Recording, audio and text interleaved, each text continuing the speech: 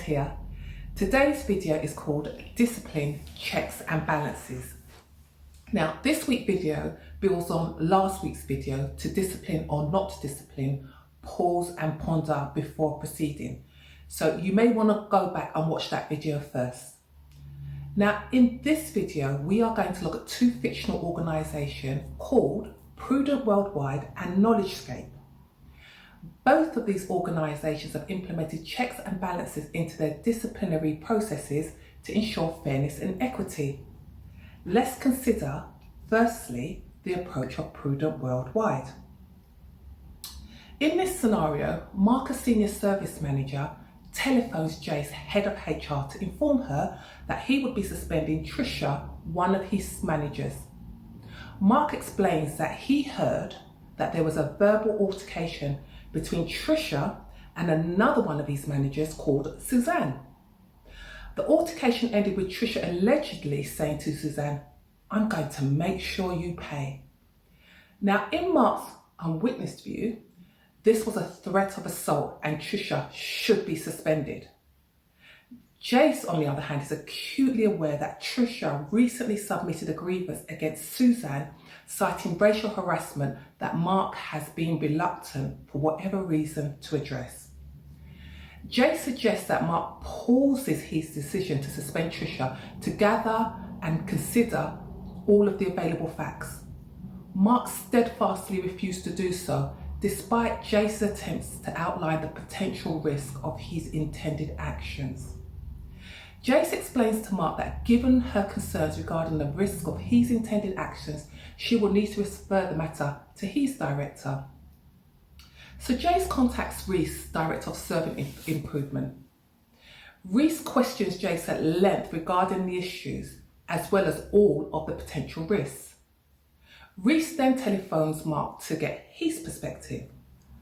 Mark is unable to offer Reese a sound or objective rationale as to why Trisha should be suspended or disciplined. Now, while Reese doesn't like overruling Mark, he does so in the corporate interest. Reese instructs Mark that he will not be permitted to suspend Trisha or take any disciplinary action against her. He also informs Mark that he will commission an independent investigation of all of the issues.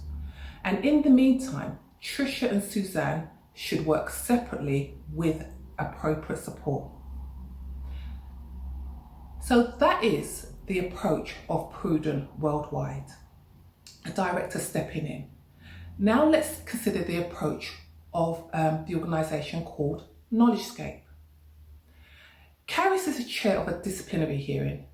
The staff members admitted all of the allegations. Now, at the summing up stage of the hearing, the staff member's trade union rep acknowledges the seriousness of the allegations. However, he goes on to say that he hopes the chair, that is Caris, will note that a staff member faces similar allegations was issued with a written warning just the week before.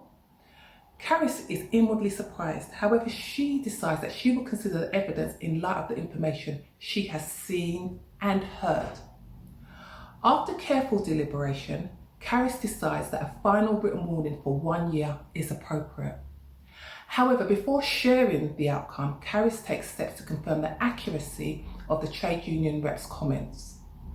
Caris confirms the facts of the cases are both indeed sufficiently similar, and she also seeks HR advice. Now, although she believes that the allegations that she has heard are severe enough to render a final written warning, she's also aware that this would be at odds with the written warning recently issued to another member of staff. Therefore, in the interest of fairness and equity, Caris issues a written warning. Now, Prudent Worldwide and KnowledgeScape use a variation of pragmatic checks and balances to ensure that decisions and actions that could harm the employment relationship, corporate interest and resources were subject to timely review, scrutiny, revision and appropriate action.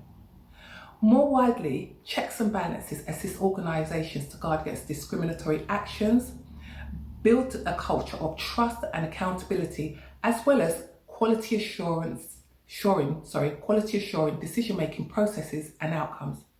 When this is done well, it is a corporate and employee win-win rather than a corporate own goal.